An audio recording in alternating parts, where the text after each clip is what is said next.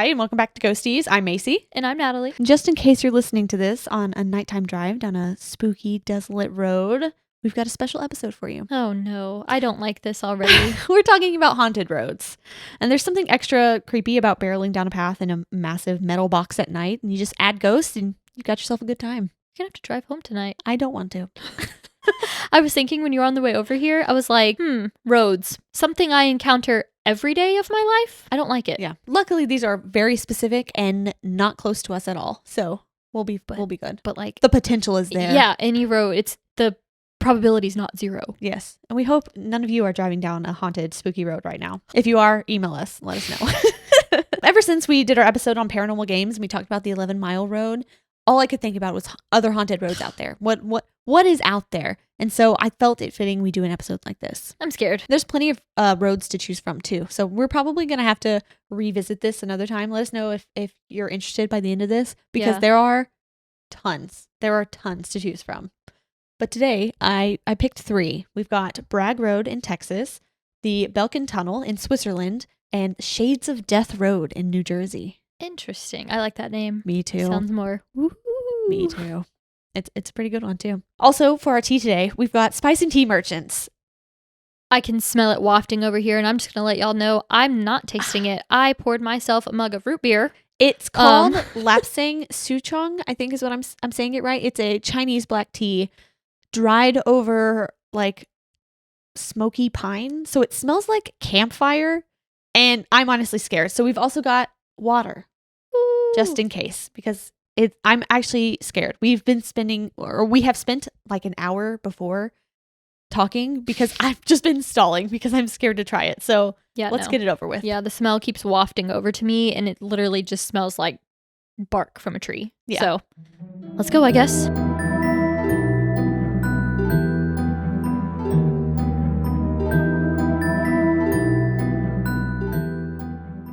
As suspected. That SpongeBob thing, like, bleh, and his tongue turns gray. Oh, after he tries the like snail food? Yeah.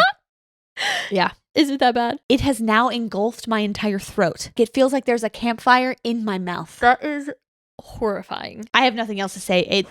If you like it, great.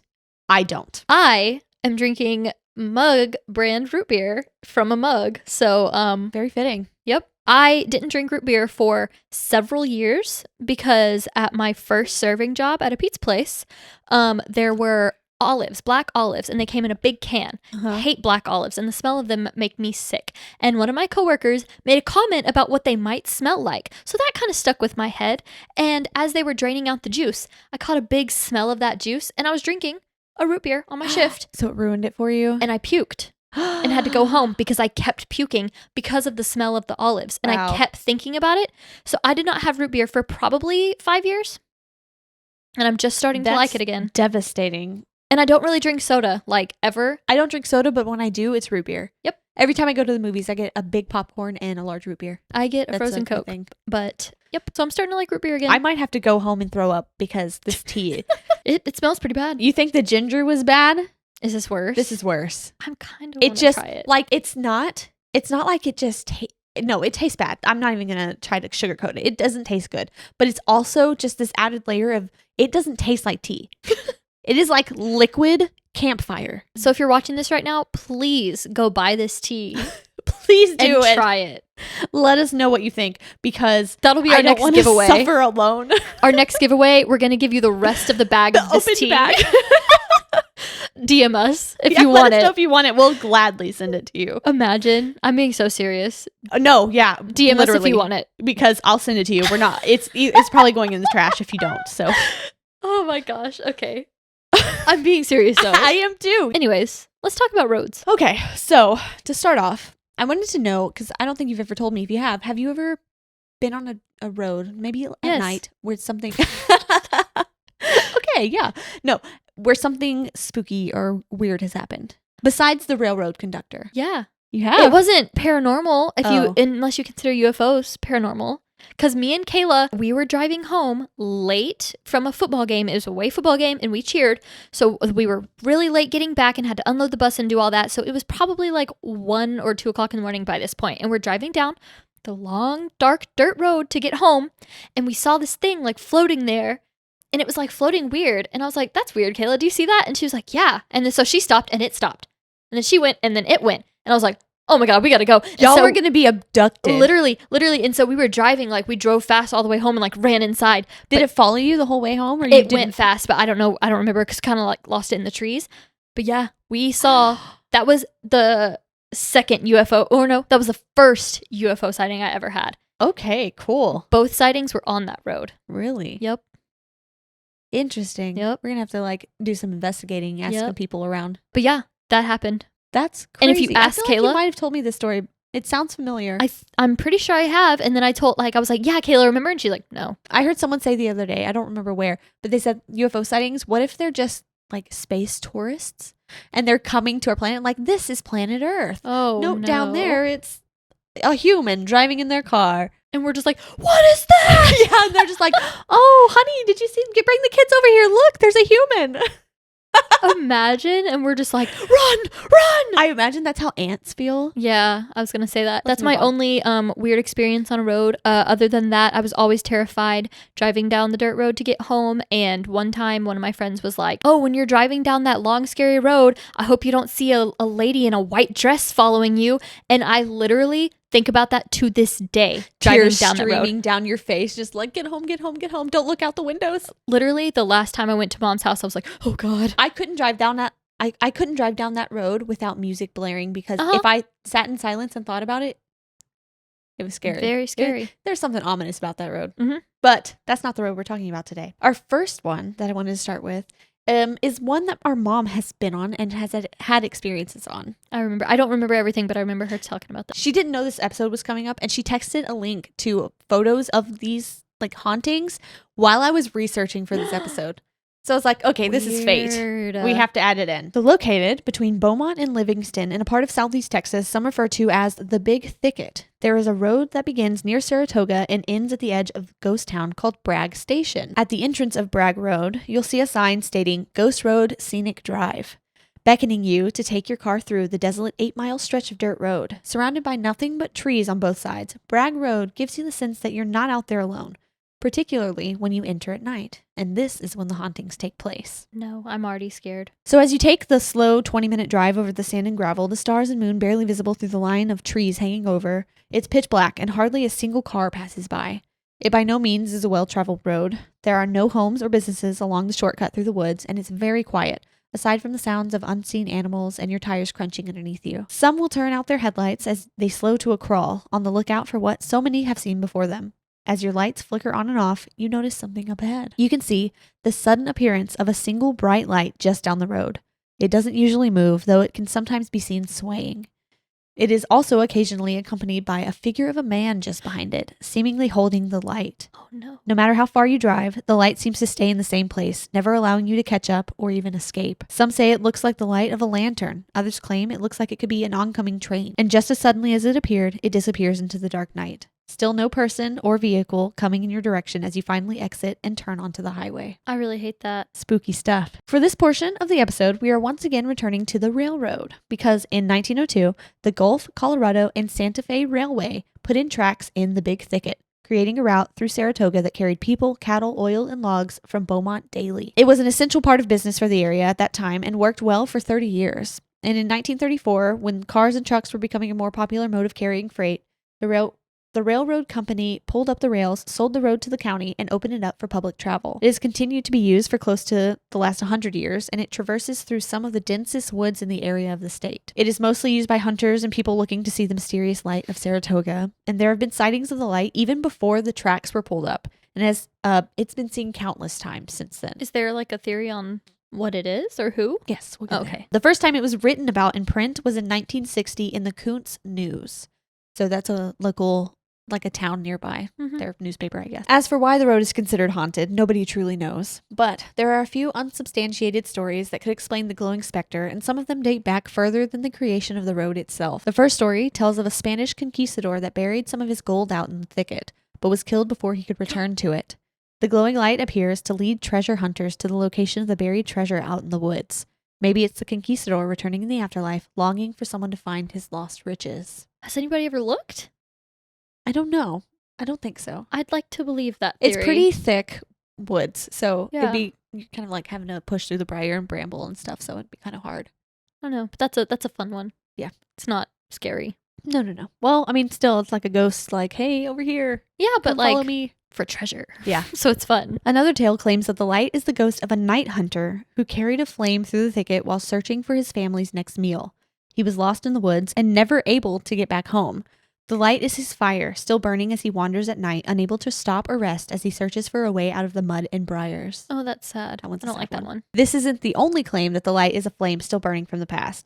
Some believe it could be a bit of flame never extinguished after Captain James Kaiser set fire to the thicket during the Civil War to flush out jayhawkers who refused to fight for the South. Talk about someone that we would like to fight in the past. This guy? Yeah, this guy. Because What is a jayhawker? That sounds like a slur. No. It's the people who were a part of the like Confederate whatever. The South during the Civil War. Who People refused that to didn't want to fight? Yeah, like they were called like jayhawkers in Kansas. They were jayhawkers, but they were more like militiamen who were like Anti-war. Confederacy. And these people were just like, this is a rich man's war. Like, we're not fighting in your war. It doesn't help us in any way, shape, or form. It's so why? Yeah, so they just hid away, boo. and they're like, we're not joining the army. Yeah. Okay. Yeah. Boo, So this guy sucks. we'll fight Captain Kaiser because he burned over 3,000 acres of forest, and it's Now believed. see, Yeah. I draw the line. And I don't think he actually captured any of them from this burning either, from So what he I just read. ruined things. Yes. So it's believed by some that the ghostly flame still remains as a reminder of the people who hid out in the woods for so long. So it just was never extinguished. It lived Aw. forever. Wow. The other stories giving life to the light on Bragg Road are a little more recent. One tale claims that a crew of men from Mexico was hired to clear the land to make way for the new railroad cutting through the woods. The rumor is that the foreman who hired out the help refused to pay them. He instead killed every last one of them to keep all the money for himself. He hurriedly buried their bodies in the dense woods surrounding the road, but their souls are not at rest. They are the light haunting the grounds that cost them their lives. That's horrible. Yeah. I mean, this is all unsubstantiated. These are Good. just rumors. Oh. So could happen, could not have. We don't hope know. it didn't. That's I really hope Let's go back to the treasure. I really like the That's my the favorite mythical- one too, yeah. Yeah. The final theory is that of a man who worked for the railroad. It is said that a man was killed in a derailment in the area, though I couldn't find any evidence of such a thing occurring. So, I mean, Just a rumor. yes. Some believe that the light could be that of a man who lost his life in a wreck with the train, and he continues on in the afterlife, searching for the head that he lost, and that he's Oh. just holding a lantern looking for his head at night. There are other theories that maybe it's the ghost light of a man who gave his life to the railroad, and when the tracks were taking up in 1934, he lost his livelihood. So he returns there to this day with his brakeman's lantern in hand, looking for the life that left him behind. Ouch. Yeah. Wow. All of those sad. And they're all made up as far as we know? Yes, they're all legend and rumor. Nothing Okay. proven. So I am going to choose the treasure option. The treasure, I hope it is. Yep. All of those I refuse to believe. They just don't fit my fantasy. Okay, that works. Of course, with everything we talk about, there are some skeptics. There is no question that the light exists. There are countless photos and videos captured by people who've seen the light. Like, it's there. You go out there, Yeah. you see it. Or most people see it. People who don't believe in the unbelievable, as we do, say that it is just the light of a car ahead, which Okay. probably not.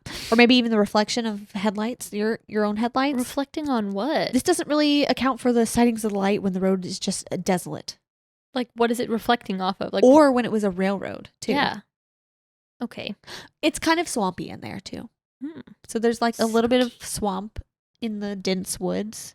So That maybe is reflecting off so- the water, but it doesn't make sense. That doesn't No, make It sense, doesn't no. make sense. Others believe it could just be some kind of foxfire or swamp gas, as we discussed when we talked about the origins of jack-o'-lantern. So it's the same thing, kind of like a will-o'-the-wisp, but in the big thicket instead of Ireland. And this, I suppose, is possible, but it doesn't exactly account for the way in which it lingers in the distance and then suddenly disappears. Like Yeah, it stays kind of in the same spot. That doesn't make sense. So our mom actually did experience this. She said she'd gone down that road several times and had seen it a handful of times. That's so crazy. She would she said she would get in the car with her friends or her cousin's friends' parents, and they would all just like gather in the car and drive down the road late at night to see if they could find it, and they saw it several times. See, and like, yeah, no, that makes it more real for me.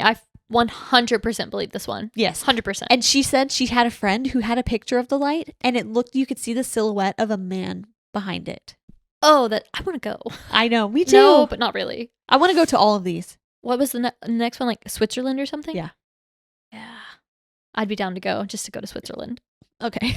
But yeah, the road's cool too. So yeah, our next one is the Belchen Tunnel in Switzerland. And there's something especially ominous about a tunnel. I was just about to say another tunnel. I have a fear every time I drive through tunnels that it's going to like suddenly collapse and my body will be stuck in there forever. And I'm going to drown? Yes, drown. Yeah. Or this one's through a mountain. Oh. So just be covered in rock and debris and mountain forever. That's like worse for me. Well, if you add ghosts, I think that just puts the creepy factor over the top for tunnels. Yeah. No, tunnels freak me out just in general. And then like roads, dark, scary roads, because growing up in like a small town, all we did was ride around on dirt roads, and there was like a tunnel that everybody would go to, and it was just like ominous. Thinking about it now, what was I doing? I would be so like at 16, 17, it was like, woo, this is fun. Now, I would never. No. I would never be like, do y'all want to get in the car and ride around on the dark, scary, densely wooded, no cell service road? No, now I don't leave my house after dark unless I'm coming here to record. So literally exactly me. I don't like to leave. Especially no cell service. Like anything could happen out there. That's Yeah. so scary. Yeah, but we were just like, woo, party. I would never. I was never like that. I know. I would never do that. Not in high school anyway. Yeah, we all know. I was allowed to do more. Thanks, Mom. So the Belchen Tunnel is located between the Solothurn and Basel-Landschaft cantons in Switzerland. Hope I said that right. It's considered one of the most haunted tunnels on Earth, and there are plenty of people who can back up this claim.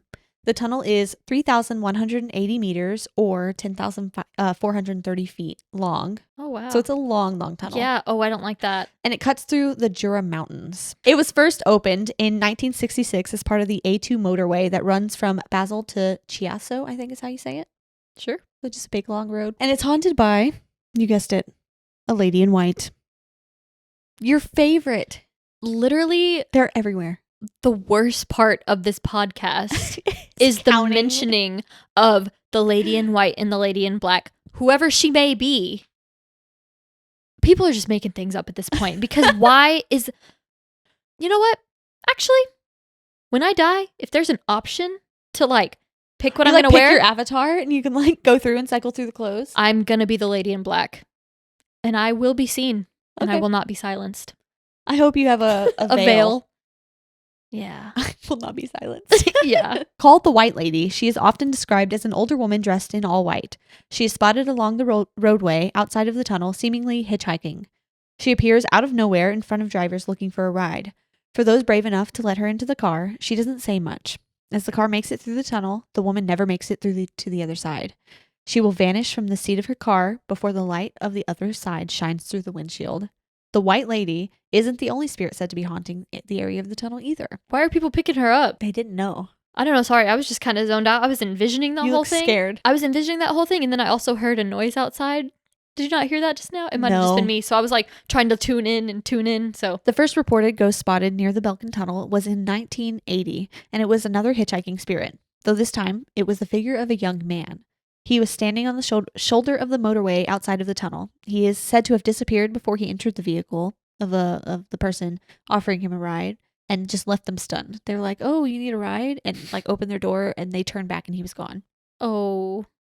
The story first appeared in print in January of 1981, and then in 1983, the most popular version of the story was told. Two young lawyers were driving toward the tunnel in 1983 when they spotted an older woman sitting on the side of the road.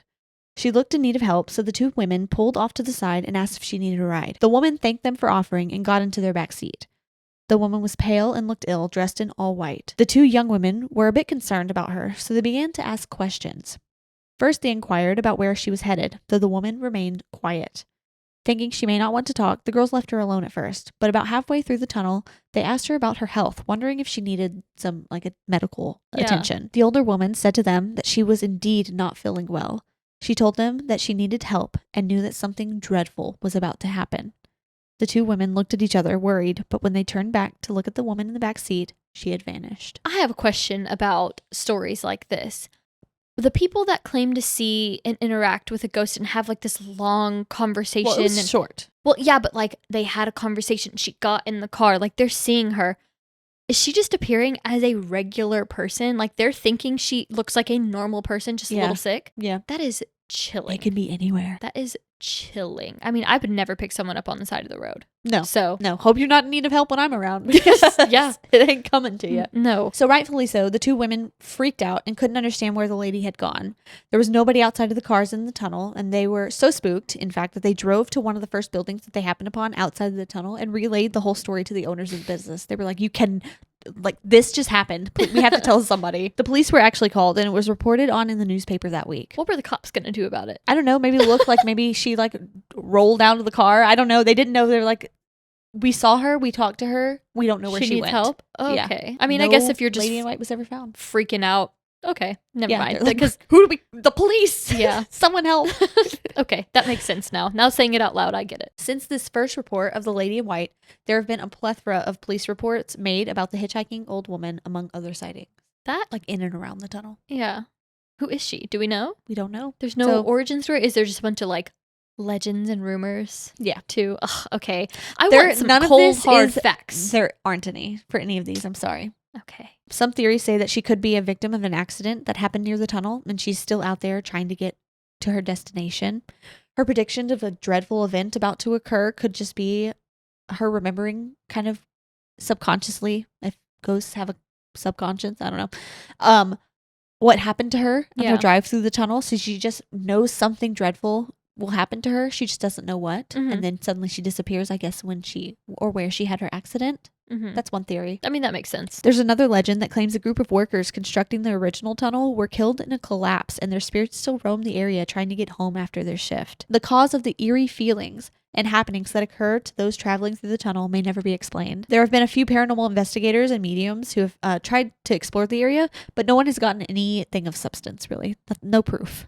And those sightings today are more rare than they were in the 80s. They still remain. I would like to go. Actually, never mind. That's too long of a tunnel. I went on a trip through Google Maps, so you can do that if you'd like. I will, because that's too long of a tunnel for me. So the final road we have on the schedule for today is one with by far the coolest name. Shades of Death Road is located in northwestern New Jersey in central Warren County. It is a 2-lane rural road that begins at Hope Road and winds alongside Jenny Jump State Forest for nearly 7 miles, ending northeast of Long Bridge Road. I'm loving all of these names. So good. They're all so cute. New Jersey's a cool place. This is the only thing about New Jersey that I know. And Jersey Shore. Jersey Shore. Now, as you can imagine, the name of this road is so popular that the road sign has been stolen many times. And to prevent it from happening, locals have now placed vertical street signs indicating the road. So now it says like Shades of Death Road vertically instead of across. And the couple of signs that are across, they've put oil and grease on the poles. So it's hard for people to climb up and get it or to pull it out. Oh, I would still find a way though. That's a cool sign. Just bring your chainsaw. Yeah. Can chainsaws cut through metal like that? Sure. The road has been the site of many deaths and accidents, and there are talks of a curse being put on the area many years ago. There are tons of ghost sightings and interesting things that people have experienced while on or near Shades of Death Road. And I have several stories of people's encounters along this route, most written about in the magazine Weird New Jersey. Nice. Really cool. An aunt of mine lives on Shades. One summer while visiting, I heard the most unusual sounds I have ever heard. It seemed to be coming from the cornfields. They were getting closer and closer. I looked out the window, and there it was. A figure was in the window. The thing that scared me the most was that I was on the 2nd floor, and it was right up by the window. Oh my God. I will never forget the figure walking out of the fields trying to tell me something. Whoa! That just gave me a chill. You ever get chills on your scalp? Yes. Yeah, that was me. Oh, yeah, that just got me because I was literally just like into the story and I was about to say like, wow, anything with cornfields, that's already scary. Oh, I'm sick. That kind of reminded me of our Ouija board story where they were like looking out the window and the thing started running toward them. Mm-hmm. Yeah. Or no, the one where they were on the 2nd floor and they saw something like peeking in. Oh, yeah, that too. That still haunts me. Go watch that episode if you haven't. I don't know what that episode was. I don't know. Go watch all the episodes and let us know which one it was. Just go binge. Oh, God. Oh, that like my stomach feels It's sick. unsettling. Hold on. Yeah. Woo. Okay. Keep going. I feel sick though. Of course, this road is full of local legends and lore. With a name like Shades of Death, that only makes sense. So to find fact from fiction here is a bit difficult, like with some of our other all of our other roads. This more isolated location has been steeped in dark mystery for years, and one of the remaining mysteries is exactly how the road got its name. There are many legends that claim that they are the truth, but we'll never know which one really is. I'm just going to pick one. One such legend is that of the vicious pack of wild cats that used to roam the area. I'm big picking cats, that one. not like house cats. Cats.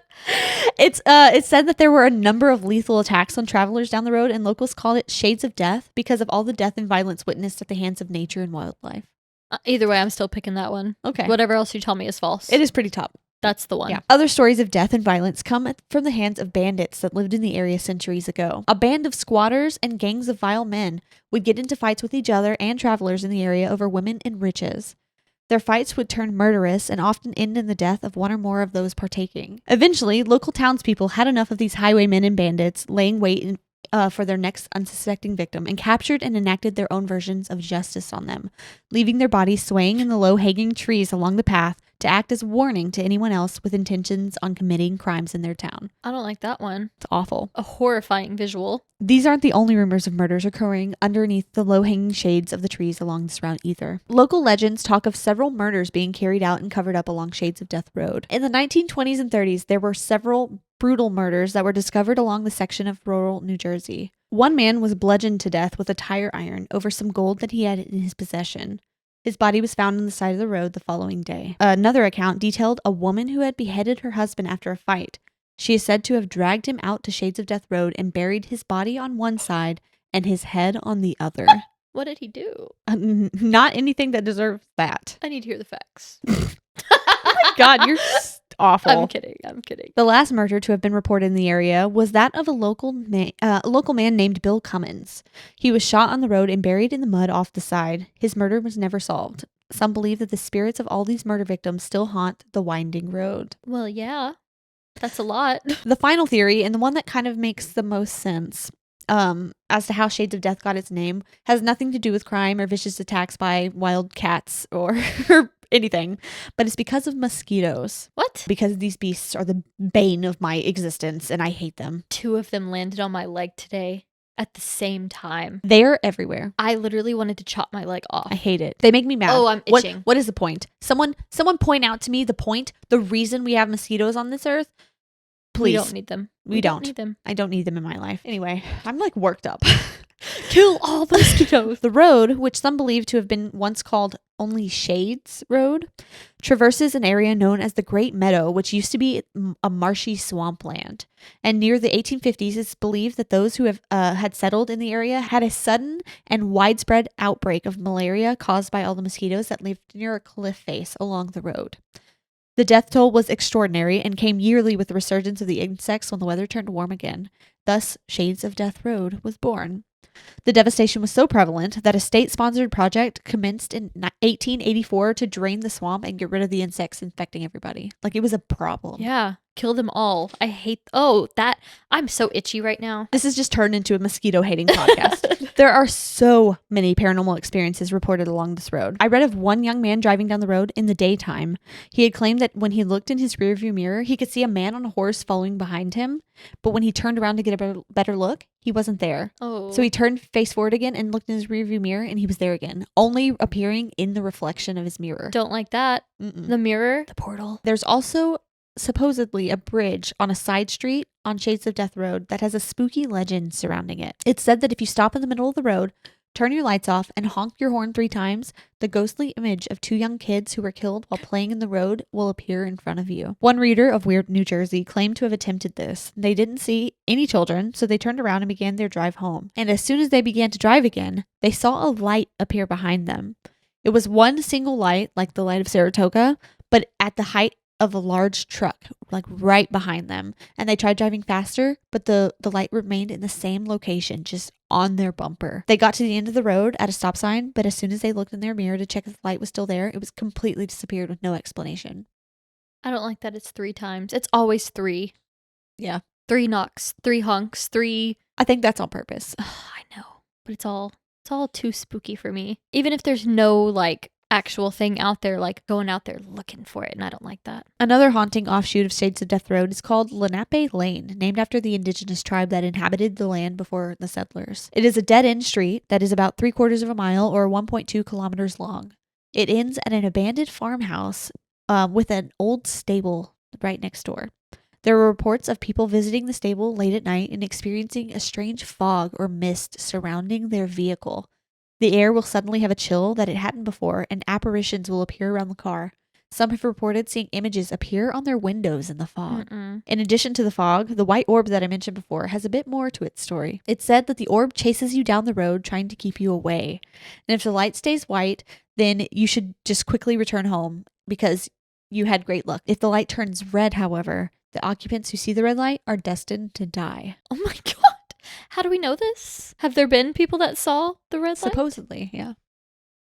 No stories that I could find, but that's the tale that's of the road. Legend, yeah. There's one more legend that ties into sightings people have claimed to see along Shades of Death Road. It's said that a group of teenagers driving home late one night from prom took an alternate route down Shades of Death and had a terrible car accident. One of the passengers, a young girl, didn't make it out of the ditch alive. And people now claim to see a girl in a tattered prom dress wandering the sides of the road on dark, rainy nights. Oh, that's the worst one, I think. That's really sad. Really sad. Before we talk about our final haunted spot along the road, there's one more curious and possibly the most frightening thing to mention here. In the 1990s, Weird New Jersey reported on 2 readers who claimed to have found hundreds of strange Polaroids strewn about the woods on the side of Shades of Death Road. Some of these photos showed the blurred image of a woman in distress. It was claimed that the local police were investigating the images, but the Polaroids seemed to have disappeared not long after they were taken into police custody. What? So, case of paranormal or some shady things going down at the police station? I'm putting my money on corruption. On true crime? Yeah. Yeah. But, I mean... But that would make sense why there is haunting if there's, like, all that negative energy and something bad took place happening out there. Yeah. Because I've said it before, and I'll say it again. If I go out in a tragic way, I'm not leaving. That's fine.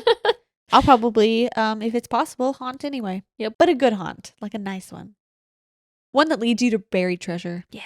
So inside Ginny Jump State Forest sits a lake right off of Shades of Death Road that has a significant amount of sightings and paranormal activity. Ghost Lake was created in the early 1900s when 2 local landowners dammed a creek that ran between their houses. It was named because of the ghostly fog formation that appeared over the lake. And also, they named the pass Haunted Hollow. Oh my... So they're just asking for all this stuff to be... Well, maybe it's because they had some experiences themselves. Okay. I didn't read any, but that's my guess. It's like, there's some spooky stuff going down. Ghost Lake, Haunted Hollow there. That's cute, though. No matter what time of night visitors arrive at Ghost Lake, there are claims of bright skies as if it were still twilight and sightings of spirits roaming Haunted Hollow. The lake emits thick pillars of fog and mist that seem to dance atop the water and creeps out into the surrounding woods and road. People have seen the spirits of people long past in the mist, walking along the road and over the lake. And to top it all off, there is supposedly an abandoned cabin not far away from the lake that's incredibly haunted. Supposedly. So the fog and all the apparitions seen are rumored to be the spirits of local Native Americans that settlers tossed into the lake after battling over the land. They are believed to be the cause of the intense fog that rushes out and overtakes the area. And one story talks of 2 experiences this person and their friend had while at Ghost Lake. My friend and I were sitting in a car at Ghost Lake, and it was about 3 a.m. The people who maintained the park were trying to grow grass, and there was some hay on the ground.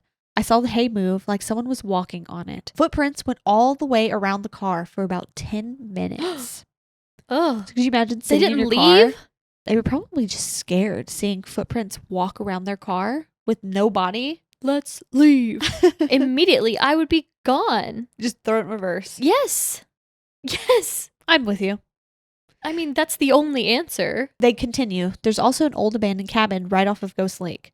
Me and a couple of kids were inside it one night. The windows were broken, the walls were falling apart, and the floor had holes in it. In one of the corners of the house was a hallway with a piano built into the wall. We went upstairs, and all of a sudden the piano sounded like someone banged on it. There was a crunching sound like the glass on the floor was being stepped on. The sound came closer and closer down the hallway. Someone shined a light on the area, and there was nothing there. We took off out of there and didn't look back. Don't like that. I am not the kind of person that explores abandoned haunted grounds. I was gonna while you were talking, that's kind of why I was like, zoned out thinking because while you were talking about that, there was this one time, there was this old church that wasn't like in use anymore that me and a couple friends went into. Do you see anything? No, didn't want to either. Yeah, why? You're the last person that I think would do that. Well, I guess your friends. When you're with a bunch of people and they're like, oh, let's like go do da da da da. What am I going to say? Actually, no, guys. Now I would. Yes. Now I'd be like, that's not a good idea. But I was like, let's go get ice cream. It. Yeah. But I mean, that's what me and my best friend were like. But we were just like, yeah, we're down. It's cool. Let's go. I'm not the kind of person, like, if it's haunted and occupied, sure. No. But if it's abandoned, that just adds another layer that I'm just not willing to get into. And also, not even the paranormal. Just like if there's an abandoned building, there could be someone living in there. Yeah. Ooh, I didn't even think about the crime of it all. What if you go in there and they're like, hey, get out of here, kill you? That escalated quickly. I mean, that's where my mind goes. Yeah. Like you walk in there and then you see like a sleeping bag and you're like, oh, and all of a sudden they pop out and they're like, what are you doing in here? That just made me think of the Normandy Inn in Galveston. Like where there were squatters living in there, but they were practicing like some sort of dark something. Yes. And so like you never know. No. Don't go into places Don't go to abandoned places. Ever. The moral of this entire episode. So our final story that I wanted to leave you with is one that has kind of a positive twist to it. It's my favorite haunting of the entire episode. Being a desolate, winding road that is adjacent to a state forest, there's plenty of wildlife that is spotted out on the roads, and plenty of accidents to go along with it. Legends say that the spirit or a spirit guide of sorts of a Native American takes the shape of a deer and appears along the road at night, acting as a warning to motorists. If you see this deer, and it's different than other deer, so it's got a spiritual vibe about it, then it's best to slow down and pay close attention, because further up the road, there will be a deer or two getting ready to cross the road. And if you don't heed the warning of the spirit guide, you may not be able to avoid a devastating crash along shades of death. That's kind of comforting. I love that. Yeah, it's very Harry Potter. That he's just like the Patronus. Yeah. Yeah, but he's out there just like, hey, warning. That's kind of like... I love that. Yeah, that's sweet. I like that one. But that's where we'll leave you today. I hope you enjoyed this. Me? I truly did, yeah. I did. Yeah. I hope y'all did too. So let us know of any other spooky haunted roads that you know of. Maybe you've been to one. Send us that story because we want to hear it. Yeah. You can email it to us at ghosteaspod@gmail.com. I thought this was going to leave me a lot more like, I can never drive again. Yeah, no. But no, there was some highs and lows. Because it's very specific to the area. Because if this was just like, if you're driving alone at night, you'll see this. Yeah, I would not want to do this. I will never do any haunting that is in even a close proximity to us. Thank God. Anyway, rate and review if you're on podcast. Like, comment, subscribe, do all the things for the algorithm if you're on YouTube. And follow us on Instagram at Ghosteaspod if you want to. If you want the rest of this tea, DM us on Instagram. Because we'll send it to you. Let us know. First come, first serve. The very first person that DMs us and wants the tea, you got it, girl. So if you want it, if you dare, if you might like it. I was about to say, someone has to like it if they make it. Yes. So you may thoroughly enjoy it. If you've ever been to a bonfire and thought, I want to chew on that, this is for you. Less chew, more swish. You know what I mean? Yeah. We're having fun. Drive safe. Don't go on the haunted roads, but if you do, DM us. Let us know. We'll see you next Monday. Goodbye.